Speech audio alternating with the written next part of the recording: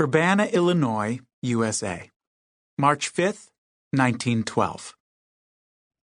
Dear Madam, I hope you won't think me forward, but I wanted to write to express my admiration for your book, From an Eagle's Eyrie.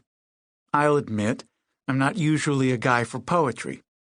More often I can be found with a dog-eared copy of Huck Finn or something else involving mortal peril and escape.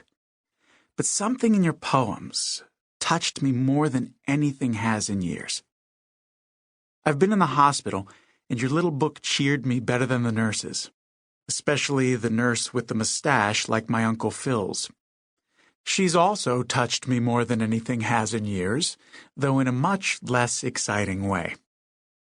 Generally, I'm pestering the doctors to let me up and about so I can go back to my plodding. Just last week, I painted the Dean's horse blue, and I had hoped to bestow the same on his terrier. But with your book in hand, I'm content to stay as long as they keep bringing the orange jello. Most of your poems are about tramping down life's fears and climbing that next peak. As you can probably guess, there are few things that shake my nerves, apart from my hirsute nurse and her persistent thermometer.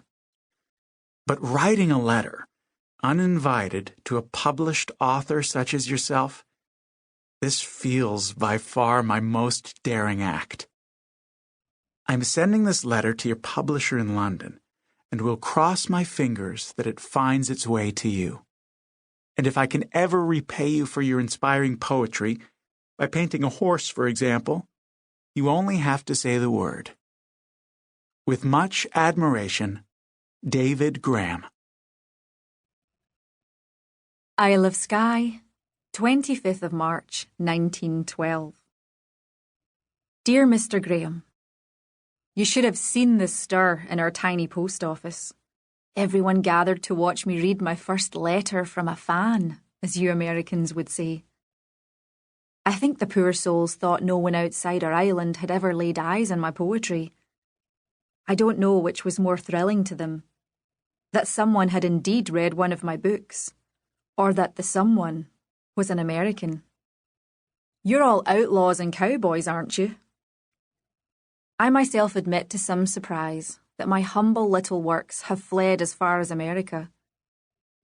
From an Eagle's Eyrie is one of my more recent books, and I wouldn't have thought it had time to wing across the ocean yet. However you've acquired it, I'm just glad to know I'm not the only one who's read the blasted thing.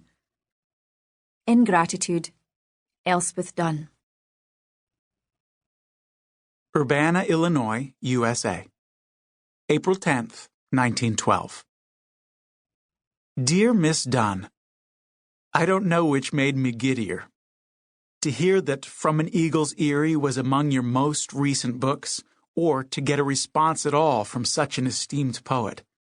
Surely you're too busy counting meter or compiling a list of scintillating synonyms, brilliant, sparkling, dazzling synonyms.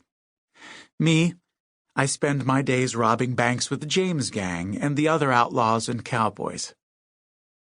I was sent your book by a friend of mine who is up at Oxford. To my shock and dismay, I have not seen your works in print here in the United States. Even a thorough search of my university library turned up nothing. Now that I know you have others lurking on the bookstore shelves, I will have to appeal to my pal to send more. I was astonished to read that mine was your first fan letter. I was sure it would be just one in a stack, which is why I went to such pains to make it fascinating and witty. Perhaps other readers haven't been as bold, or perhaps as impulsive, as I. Regards, David Graham. P.S. Wherever is the Isle of Skye? Isle of Skye, 1st of May, 1912. Mr. Graham, you don't know where my lovely isle is? Ridiculous! That would be like me saying I've never heard of Urbana, Illinois. My isle is off the northwest coast of Scotland, a wild, pagan green place of such beauty that I couldn't imagine being anywhere else. Enclosed is a picture of Pinecorin, where I live, with my cottage nestled between the hills around the loch. I'll have you know that, in order to draw this for you, I had to hike around the loch, trudge up the sheep path on the opposite hill, and find a patch of grass not covered by heather or sheep excreta.